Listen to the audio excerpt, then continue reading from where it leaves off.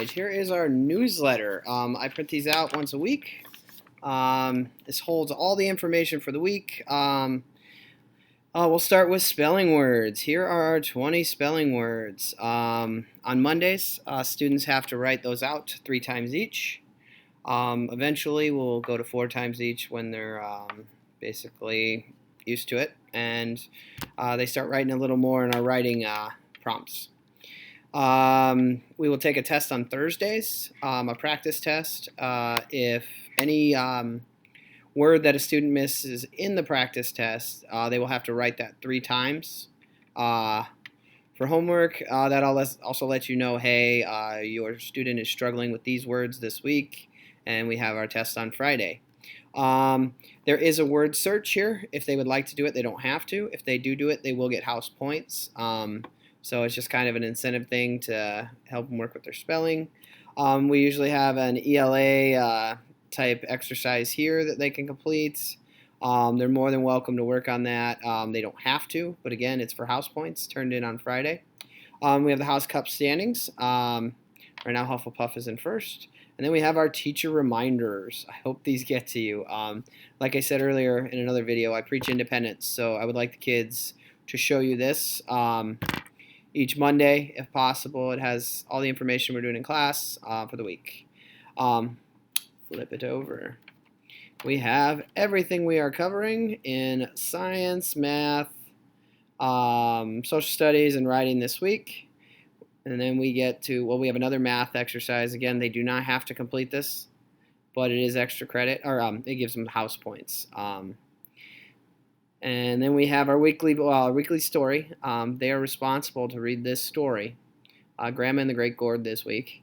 They are responsible to read it on their own. Can they do this for the reading log? Absolutely. I have no problems with that. Killed 2 birds with 1 stone. They can do that, and they will take a comprehension test on Friday. It's only 5 questions. It's pretty easy. Basically saying, hey, did you read this? They are more than welcome to read it more than once. I know we have a center twice a week where they read it.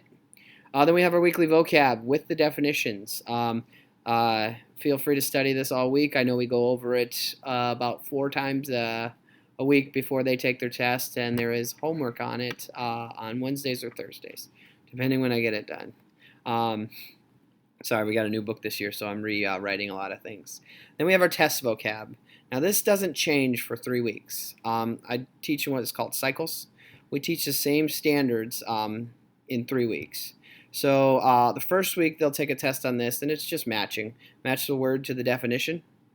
Then the second week, they have to write it out. Now, we study these in centers. We study these in class. We go over them every single day. So for 15 days, they eventually will learn how to write these out through memorization. We're going to get our first test on those tomorrow, so I'm actually writing them out. So I'm excited to see how they do on those. Then we come to our weekly puzzle. You get 75 house points if they're the first person to show me this on Tuesday. We do have people, kids will do it on the bus. They will hop off, tell their mom, hey, can you take a picture of this, send it to me on Remind. Go ahead. That's a great way to get points. Then we have a joke of the week. Guess they're called dad jokes, but whatever. You know, something to kind of lighten the mood. But that's our weekly newsletter.